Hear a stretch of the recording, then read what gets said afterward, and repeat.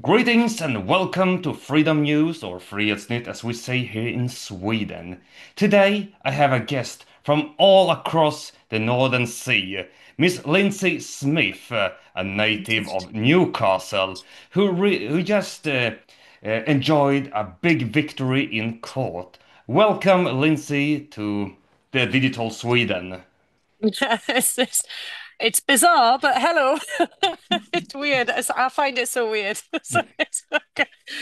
I'm just a normal lady. So yeah, no, it's a pleasure to be here. Yeah, but a normal lady, but you have achieved a lot more than most people do in a lifetime. And we wrote an article about a week ago about your Yeah. victory in court against the Northumbrian Police concerning their participation in Northern Pride. So we will be discussing that a lot, but also consider because it's right now as we speak. Stockholm Pride is taking place in Sweden, and we will be having the Swedish police and the Swedish military will be participating wearing their uniforms, and who knows, maybe even their guns as well. But to start from the beginning, Lindsay, could you please give an introduction to our viewers? So yeah, my name's Lindsay Smith. I was banned from going to Newcastle United games for I think it's about 3.5 seasons because one individual with a connection to the club decided to take offence to my position on gender ideology, really. I posted things like trans women are men. I don't believe in the transitioning of children. I strongly and vehemently disagree with men and women's sports. And I'm not shy about saying it, really. And unbeknownst to me, I was being investigated for over 3 months by the club and the Premier League. And it ended up culminating in them setting the police on me into a police investigation for a hate crime in order for them to justify actually banning me, which has been probably the most bizarre. Well, I'd say it's the most bizarre experience of my life, but it's continued to get more bizarre ever since. So It's a it's really got, bizarre time, you have to say that, because you are being a lesbian yourself and you're accused of hate crime and spreading hate oh ideology. yeah. And it seems like everyone can fall into the trap and being accused of being a hater or a right-wing extremist or a Nazi, as I saw that you Oh, were accused of being. oh yeah. I've been accused of being a Nazi. I've been told I'm a homophobe. I've got internalized homophobia, which is an interesting one. Uh, it's just everything. But I think that tends to be a tactic of the other side, if I'm honest with you. If you don't agree with their views, instead of having a grown-up discussion about the situation and maybe trying to understand where that person's perspective comes from, people would rather just demonize you and throw you into this little box of this is what you are and this is what we're going to say you are. So that's the position I've weirdly found myself in, and here we are. Mhm. We will be returning to the case concerning the investigation against you, but right now I would like to ask you about the case against the Northumbrian police who participated in Northern Pride. Start from the beginning, why did you initiate the case? You cooperated with the Fair Cops and hmm also the Free Speech Union, if I'm right. Yeah. Why did you initiate the case? So it was basically when I found out I was under investigation by the police, I ended up finding myself lucky enough to be in touch with Harry Miller, a fair cop. And he's kind of guided me through it all. He got in touch with them and said, basically to leave me alone. They decided not to do that and sent officers to my door. I went in for an interview under caution where I secretly recorded the whole thing because I knew if I didn't, that I wouldn't be able to get what they'd done to me across, because you're so stressed in that moment in time. I'm a law-abiding citizen, so it's very strange to be pulled in for a hate crime of all things that actually could have jail time, which I think anyone who's seen it, what's going on in our country will understand quite how scary that can be. Um, so yeah, it ended up culminating in that way.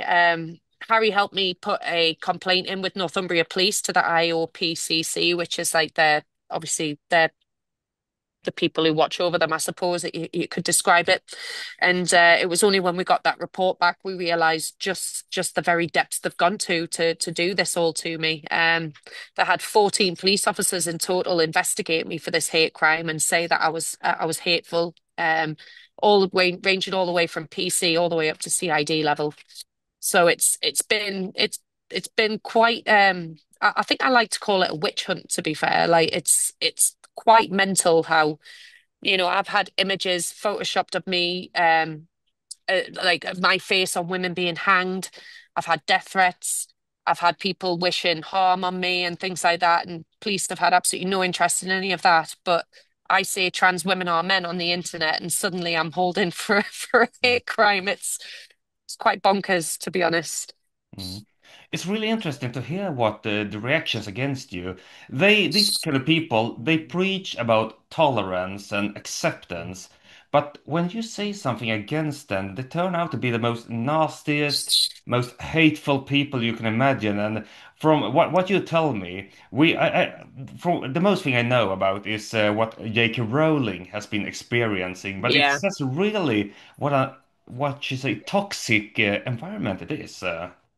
Yeah, I think it's the toxic mentality of all of it, really. It's not even just around gender ideology. It's around everything at the minute. There's this attitude of it's like an us against them kind of thing, and nobody has it in them anymore to just sit and have a conversation. But when it comes to gender ideology, my opinion is like it's almost like a cult. You're either all in or you're not in. Mm, So if you can agree with 99.9% of what the ideology is doing, but you dare to question one thing and mm, you're out. You're out. You're a hateful bigot. You're this, that, and the other. There's no compromise. There's no discussion. There's no debates. There's none of it. It's our way or the highway kind of thing. If you don't agree with us, we're going to destroy your life. really. And since you reacted to the Northumbrian police participating in Northern Pride, what do you think when I tell you that right now here in Sweden, the police will be participating in the parade wearing their uniforms. We have the armed forces participating in uniform, Mm. and who knows, they might even be carrying their guns. A policewoman was photoed last year wearing uniform and her service gun as well. I don't know if she was supposed to be there to guard everything, but she was really participating in the parade, so it seemed like not very neutral. Yeah. What do you think when you hear about this? I just, I mean, it doesn't surprise me for a start because it seems to have just taken over everywhere. You look at all over the world. Obviously in the Western world more than anything. You're not going to see it over in the Middle East or anything like that. It's purely the Western world where this seems to have taken hold. It doesn't surprise me. It doesn't mean it's right, but it doesn't surprise me. It just seems like we've gotten to a place where police have actually forgotten what their duties are for the citizens. They're there to police us without fear or favor. They're supposed to police Mm, us impartially. Every member of the public is supposed to feel like we can turn to a police officer and ask for help at any point. And when we've got them pontificating for things like pride and stood there, I think it's even more abysmal to be stood there as an armed police officer in pride, given how mm, uh, back in the 80s, when everyone was fighting for the rights, 70s, 60s, how aggressive and violent the police could be with people who were seen as gay. I think that does make it actually all the more sinister. We don't see that our way because you don't really see armed police officers in the UK unless it's absolutely necessary. mm, But no, I think it's abysmal. It's yeah, you want to sit there and show support for this side. I don't believe it's showing support. I believe it's mm, it's basically trying to force everybody else to move to this way. It's using fear and power to make us adhere and to this ideology. mm, We have to go along with this. So if the police are doing it, we must do it. If the NHS are doing it, we must do it. If the fire service are doing it, or if the government are backing it. And it's not the case. It's forced thought, it's forced speech, and it's not on. Mhm. And how is it with the political discrimination within Pride in the UK? Here in Sweden, for example, we have the Sweden Democrats who want to participate in Pride, but they are accused of being racist, being homophobic, and the arrangers they prohibit them from participating, saying they are not welcome. But at the Uh, same time, we have authorities participating and taking a stand for this movement, this event that discriminates against people with other political opinions, even though it is a party that is represented in the Swedish parliament. Do you have the same kind of discrimination in the UK? think it's not so much like because it is obviously discrimination, but what you would have, I think it's gotten a bit quieter now because there's been so many court cases won, and we are known as Turf Island over here. So I think we've fought back so much now that they've had no choice but to start bend into what the rulings are saying. We've had so many court cases, but before we had this many court cases, absolutely you would have it. I think I remember you had Kemi Badenoch Mm, of the Conservatives when she was the Minister for Women and Girls would try and bring this subject up, and the absolute abuse she would get in Parliament from males mostly as well for trying to talk about this was absolutely like sickening. Rosie Duffield said only a woman can have a cervix, and she was nigh on forced and ousted out of the Labour Party. Even our now sitting Prime Minister said it's wrong to say only a woman can have a cervix. Like that's how ridiculously captured it all was. And I think it goes to prove how important every single one of these court cases that have been battled and won really are. mm, Because if we didn't do it, there's no way we could make these people turn around and actually admit, or they never admit it, but they'll turn around and just change what they're saying and change their view, and they'll pretend like they never had the original view in the first place. mm, But it's been so important in changing the discourse around everything in this country. mm, Like it's really shifted things, and I'd like to hope that what's happening in this country is helping shift things elsewhere in the world as well. mm. I'm just gonna turn just a quickie to our viewers here in Sweden because right now we're facing the deplatforming here in Sweden from the banks. Så I'm just gonna turn with a quick Swedish message. Om ni uppskattar det vi gör, att vi tar in utländska gäster och hör deras perspektiv, lyssna på deras segrar och motgångar så får ni jättegärna stödja oss med en villkorslös gåva till vårt swishnummer 123 519 6373. Och vi har fortfarande möjlighet att ta emot dessa donationer fram till den 6 augusti, ja, till och med den 5 augusti 23:59 för vi blir av med vårt bankkonto den 6 augusti. Tack så mycket. So back to you, Lindsay, after this little break in Swedish. Considering that you're being a lesbian yourself, what is your stance on Pride and the Pride movement? Don't agree with the way Pride's gone. I don't think we need a month for a start. I think that's stupid. We've got people who fought and died for our country and they get 1 day. Yet for some reason, because you've decided to hand yourself a few pronouns or you're gay or you're a lesbian, that we deserve a whole month of celebration. I think that's nonsense. I don't, I haven't got an issue with Pride as such. I think it should be less, a hell of a lot less. Maybe just the 1 day, 2 days over a weekend if you want to make it a party atmosphere.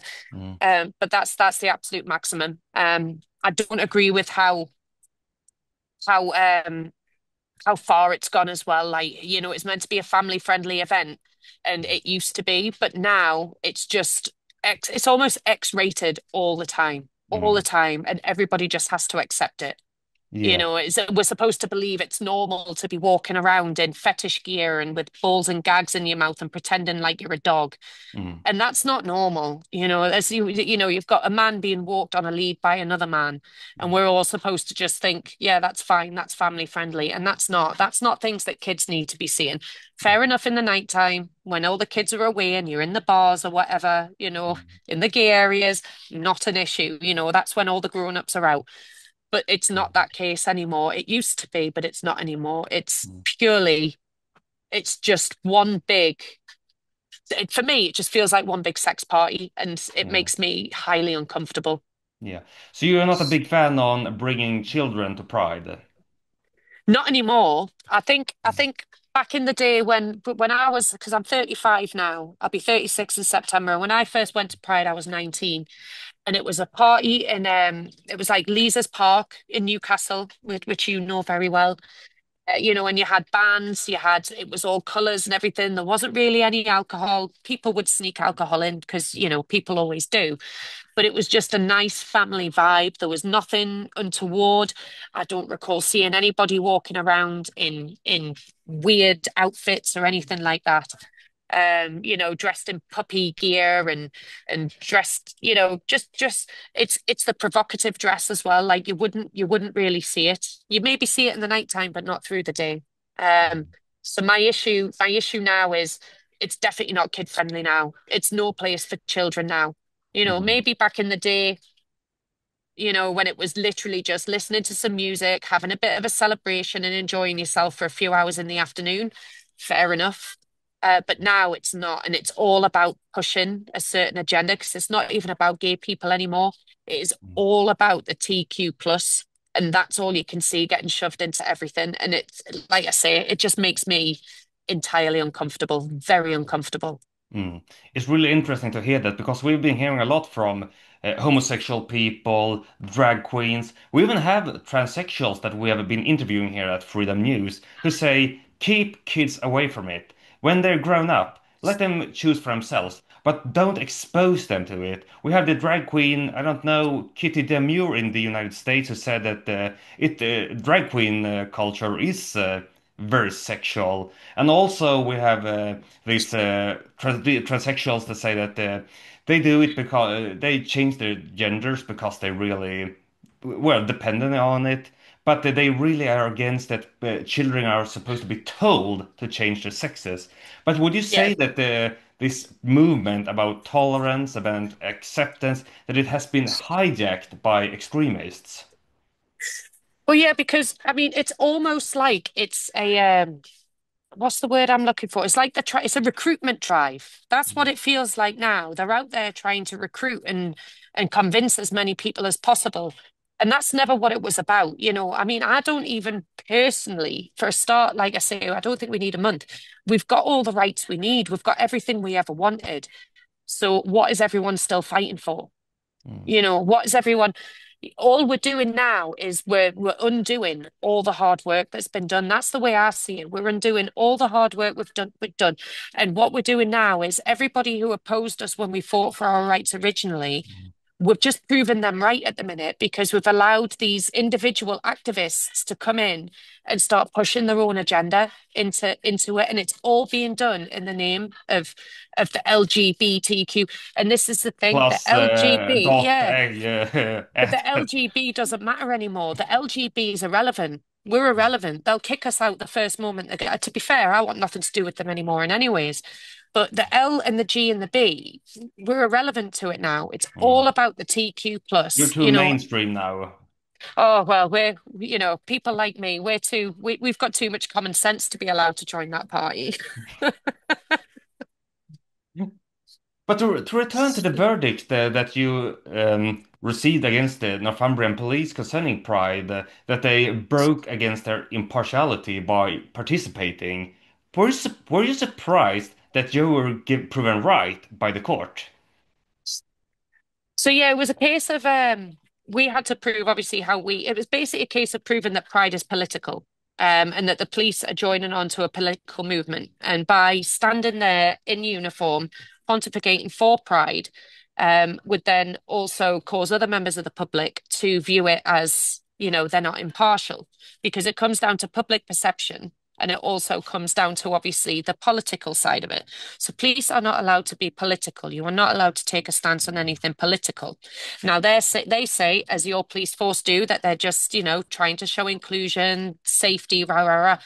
But then when you actually look at what the the organizations who organize these parades say and do, you actually realize that they are very political. So Northern Pride, for example, when we had the Supreme Court ruling on what the definition of a woman is, and they said a woman is a biological woman. Northern Pride put something out and said that they wholly disagreed with it and that they were going to write and try and contest it. You know, Mhm. that is them taking a political stance. And then the police force are now joining forces with Northern Pride, who have taken this political stance, and they've got Northern Pride plastered all over their website. Mm. Northern Pride turn around and say, and they put a statement out, which the police actually put on their website, which said, everyone's welcome, basically, providing you share our values. If you don't share our values, you may be asked to leave. So that's lesbians like myself who do not share their values. I'm not welcome at Pride, and the Mm. police are sharing this. That is not impartial. That's not their job. It's not their job to do at all. The police are there. Police the event by all means. If you're an off-duty police officer and you're in civilian clothing, you're not identifiable, fine. If you want to go to Pride, you go to Pride. But what you do not need is the public seeing active police officers, identifiable police officers marching in that parade, because it makes individuals like myself feel unsafe. Mm. If you see I don't know how it is in the UK, but here in Sweden, if you insult a policeman in uniform, you will be tried for offense. If you assault a person wearing a police uniform, you will be tried as a criminal for attacking the authorities, not the individual. Hmm. And if they walk around with uniform, they do the same thing. They represent the entire force, the entire Yeah, represent the authorities and not the individual. So it goes the two ways. They are not yeah. individuals when they do this like this. No, they are the state. When they're in their uniform, they are the state. Our police force police by our consent. We have given them consent to police us, and part of that consent is for them to police us impartially and fairly, without any prejudice. Mm, And if they are pontificating and marching in pride, that is not them being impartial in any way, shape, or form. Because if I see a police officer marching in pride while I'm opposing that pride march and what it stands for, then I get attacked, for example, for being someone who holds differing views. Can I mm, then turn to that police officer I've just seen marching for the thing I'm opposing and believe that they're going to then take me seriously and treat mm, me the same way they would the opposition, you know? And the answer is plainly no. And thankfully, the judge saw that as well. mm. Who needs Monty Python when you have Europe in 2025? I know that Monty Python skit has honestly never been so relevant. I swear, John Cleese knew what he was doing when he did You're that. referring to the scene in Life of Brian with Life of Eric Idle Brian, saying yeah. he wants to be called Loretta and identifies as a Yeah. woman I in want to be a woman. 1979. Yes. And it could not be more true to today now. I want to have babies, and the problem is what he replies in it, where you gonna where you gonna, hold them? Are you gonna gestate them and stuff like that, and make them cry? That would be a hate crime.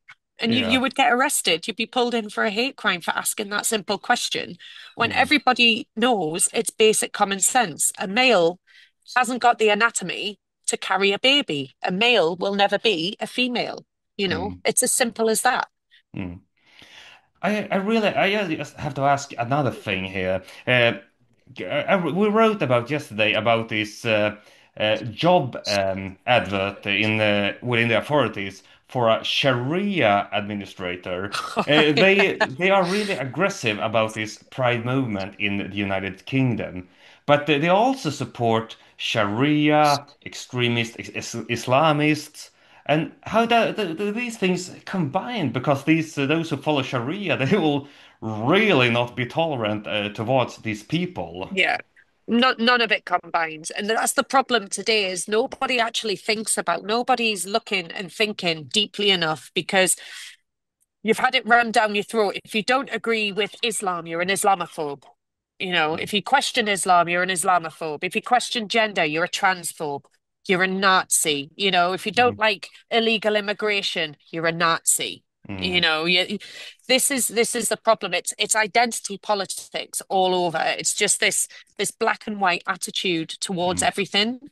And it's the problem that we've reached now where people have just lost the ability to sit and actually think, you know, constructively think and really engage their brain and think about what the other side are having. Instead, it's just immediate emotional reactions and visceral reactions to an individual. And mm, that's the problem we're at, 'cause you've got one side that would be quite willing to have a conversation and the mm, other side who'd rather just react and I think part of it as well is it's how it's managed to get this way is if you start calling someone these names, they're going for the shock factor to shut you up. They're trying Mm. to frighten you into stopping talking. And most people would be frightened into stopping talking because you don't want to be called those names. It's only when you spend the time really either stuck in the middle of it or you spend the time actually learning about the tactics that they use to shut down the debate that you realize what they're doing. And it's what they've done. They've silenced people from being able to voice perfectly reasonable arguments by Mm. using such extreme language. Yeah, definitely. It goes for the same way here in Sweden. You're a Islamophobe, you're a Nazi, you're an anti-Semite, you're a homophobe. You're absolutely everything that's Yeah. negative if you have a different opinion. Yeah. But yeah, sorry. No, I was just saying, instead of just being able to sit there and go, okay, so why do you feel that way? Like what's led you to feel that way? Have a conversation, get to know what the other person's thinking. It's the easiest way to get to some sort of a consensus. You might not agree with one another, but if you have a conversation, you can maybe come to an understanding of why that other person feels that way and realize that they're not a hateful, bigoted Nazi. They're actually just a human being who has an opinion, Yeah. which we're all allowed. Yeah, we're all allowed to have an opinion, or we should be allowed when Big Brother's not watching. He's watching now. Yeah, I know. He does the same thing here in Sweden. Hello, Seppo, by the way. You're right, But Kia. But to return to the verdict against the police, against the Northumbrian police, what impact do you think it will have, both in the United Kingdom, but also in Europe as in general, that the police have to be impartial when it comes to these political movements? So I think we're already starting to see the ricochet in our country. I've seen a few police forces now have pulled their police officers out. I know for a fine fact, I have friends who know people in the police force, and I've had them. Sorry, I've had them. My headphone just fell out. All right, I'm just gonna clap my Sorry. hands so Yes. the editor will know My head, where to cut. yeah, my headphones fell out. Sorry, Yeah, it was just this one. don't worry. Um, To return to the question about what impact the verdict will have. you're already starting to see the aftermath in this country. Various police forces are now telling the police officers they're not allowed to participate. So I've seen. I think Nottinghamshire Pride. I've had something today that says it. You've got North Yorkshire Police have agreed to it. I think we wrote to Scotland Police as well. So there's certain police forces that are being a bit hesitant. They say they're waiting for certain guidance, but there's no need to wait for guidance. So we are still working on that. But I would like to think that at least having that definition, because the problem is there hasn't really been a definition on impartiality. There's not been anything like this brought before. So I would like to think that a lot of police forces, around everywhere, I've heard from people in New Zealand and all sorts. I would like to think they'll look at this ruling and they might start to re-examine the way that they're approaching things and realize that they're not being impartial.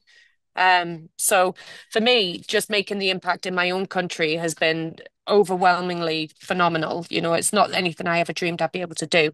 But if this actually starts to ricochet and impact and help people in Sweden and various places, then I think I could honestly just retire tomorrow happy knowing that I've at least helped make a difference, not just to my country, but to other people's lives as well. Because we all deserve to feel safe and like we'll be policed fairly. That's Yeah. the minimum anyone deserves. It's not about hate, it's not about this, that. I would have the same opinion regardless of any politics. Mm. There's no place for any of it, regardless of what you put. It's not just about pride, it's about all of it. Mm. The police are there to police, and it's as simple as that. Mm. But you also have some very good organizations in the United Kingdom as well. I'm thinking about the Free Speech Union and Fair Yeah. Cop as well. A shout out to Harry Miller who gave me the contact deeds Mhm. Yeah. to I love Lindsay. Harry. Harry's What great. importance do you think that these organizations have that they are really taking a stand for impartiality and the freedom of speech? So when it comes to the Free Speech Union, they're just phenomenal. Toby Young is fantastic. He got his peerage the back end of last year, which is fully deserved. He's been so supportive of me, and the whole of the Free Speech Union's been phenomenal. And when it comes to Harry, I think he'll agree, he was just the wrong guy. He's the kind of person where if someone's going to try and bully him, he is going to dig his heels in and he's going to bite back. And Harry won't ever go for anyone who is less than, if he feels like they can't defend themselves. Harry likes to go for the bullies, Mm, so that's the difference there. We've just got people in this country who are so bullish and vehement on free speech and freedom of expression that mm, they are willing to sacrifice nigh on their entire lives on it, which is what Harry's done, and the likes of Toby as well. They've given up so much to do it. mm. And it's thanks to that persistence of them that people like myself are able to fight and do what I'm doing as well. Mhm. I can really recommend watching the interview that I did with Toby Young in 2023. And yeah, hopefully, Mr. Harry Miller from the Fair Cops will be arriving in Sweden in the middle of August. And we plan to do an interview That'd be in good. reality at some Yeah. point. So, okay, so hopefully everything will come to pass. But yeah, yeah, if you see this, Harry, we're really looking forward to seeing it in real Yeah. life. But a final question, and now we'll be moving a little bit outside of Pride, but also going to another very current thing in the United Kingdom. You have this Online Safety Act that Oh, yeah. came to pass, I think, was it a couple of days ago? And considering that you have already been hunted for your opinions on X, former Twitter, how do you think it will impact the free speech and you personally, considering that you've already been assaulted by the police for your thoughts? I don't think it's going to end well. Like it's the same way that Lindsay? the push anything thing hate Sorry, instance it through. froze a bit. You know, Yeah, c- yeah. sorry, it's the same way that they push the non-crime hate instance through. They'll pass it through as being for one thing, when actually there's an underlying sinister agenda within there. And I'm already starting to see the impact of it all, really. Like, I'll be scrolling through my Twitter at the minute and stuff's getting banned from me. And I don't know what it is that I'm getting blocked from viewing, Mm, and how much more extreme's that going to get? Because I can tell you now, my algorithm isn't filled with porn or anything like that. So what am I being blocked from seeing at the minute? Do you know what I mean? Like, and it's the fear is they're going to just stop you from being able to see anything that they deem to be violent or mm, anything they deem to be hateful. And then before we know it, our online viewership's censored because it's the only way that can stop us. Twitter's like a free for all now since Elon bought it you know. exactly. So the only way that can stop us from seeing what Elon wants us to allow us to see, which would be the freedom of speech, freedom of expression, and a Mm, completely free platform, is by passing laws like this. And I am worried about it. I really am. yeah. Yeah. Thankfully, we have the likes of the Free Speech Union on it, though. But it's worrying times, especially for when it comes to transparency and what's going on in our country. It gives them too much power to Yeah. control what we can and can't see, and I don't like that. Yeah, you're really not allowed to take part of any information that Keir Stalin, sorry, I meant Keir Starmer, don't Call him want you that. to take part of. I call him that as well. Yeah, we actually refer to him here in Sweden in the same way, and we've also written about his communist past as Yeah, well. yeah, it's Fabian Society and all of that. Mm. He's known. It's known. Yeah. We're about to round up this interview, but Lindsay, if we say that some of our viewers here, that people that are opposing Pride, both straight people, but maybe especially homosexuals, lesbians, gays, bisexual, but also maybe transsexuals and everyone, what would you say to those people that all oppose the Pride agenda, the gender ideology, and they feel like they cannot speak their mind for fear of being attacked and called names and everything. What would you say to those people to give them courage? So, I mean, I think it depends on your situation. Obviously, if you're going to lose your job and your livelihood, absolutely do not blame you for not speaking up. You can obviously speak within your family and friends. That's it. Just find a trusted source where you can vent this stuff to, because it is important to be able to talk to people and feel like you're not alone. And sometimes you find the more people you talk to, the more you realize you're not alone. We're actually the majority, not the minority. But if you are in a position to talk, I'm self-employed, which is one of the massive reasons. I've been able to do what I do because I'm in charge of my own destiny in that sense, which is why they got me banned from my football club because they can't take my job, they can't take my home, they couldn't do anything else to me but take my football club. And I'm over that now. I don't really care anymore. So it's been a couple of years, I'm over it. So I would just say, just keep going at it because especially if the majority of the abuse you get is online and it's pile-ons and it's they're trying and instill fear into you. And online isn't the real world. It really isn't. The more people you talk to in the real world, the more you realize that people are actually of your point of view. And even when you come across someone who doesn't think your way in the real world, 9 times out of 10, they're actually just a reasonable person who doesn't realize what they're advocating for. And if you try and have a decent conversation with them, Mm. you can actually have it. You might not change their mind, but you can at least maybe get someone to understand where your point of view is coming from. Mm.